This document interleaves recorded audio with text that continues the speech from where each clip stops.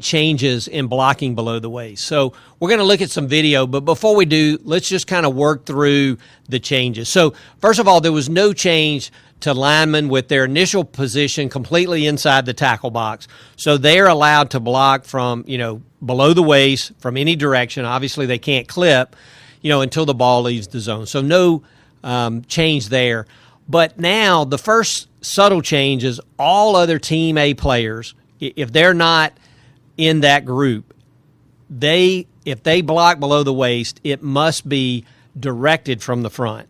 And so we had a little further clarification that, our 10-2 is further defined as forward of the area of concentration of the player being blocked. But I also want to call attention to directed from the front. So it doesn't just mean that they block them in the front of the knees. The block must be directed from the front. And the intent of that is the player can defend himself if it's directed from the front. So basically, the interior lineman can block below the waist from any direction. Everybody else has to block, if they block below the waist, from the front. Now, there are 3 exceptions, and the first exception is probably the biggest.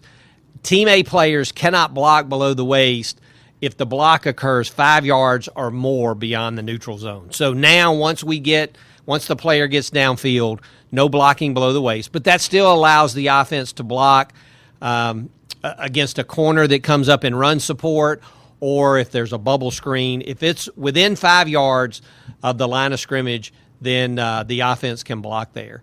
Now, players outside the tackle box at the snap, or any time after the snap, or in motion at the snap, they cannot block below the waist back toward the initial position of the ball at the snap. So basically, this is our crackback rule, and that's really not changed. And even if a player lines up inside the tackle box, but he arcs and go outside the tackle box, if he comes back in, then he cannot block low back toward the original position of the ball. And then finally, once the ball has left the tackle box, a player cannot block below the waist back toward his own inline. So the peel back block is still not allowed. So let's look at some plays that illustrate this.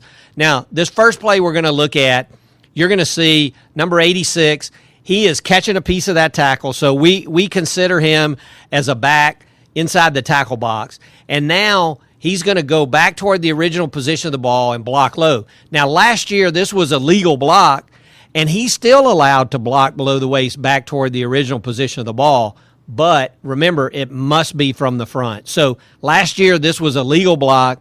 Now, because that is clearly not from the front, that is a foul for illegal block below the waist.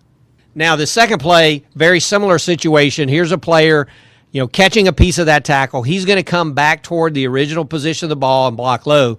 Now, may not have been designed this way. This is actually legal. Now, this block is actually from the front. The player approaches number 10 from the front, and he blocks him in the front. So this, although it may not have been designed that way, last year was legal. This year would be legal too, but only because he did get number 10 from the front. And then finally, here's another where you have an H-back that's going to come across the formation. So as you can tell, he's catching a piece of that tackle. Now he's going to go across the formation, and he's going to block low from the side.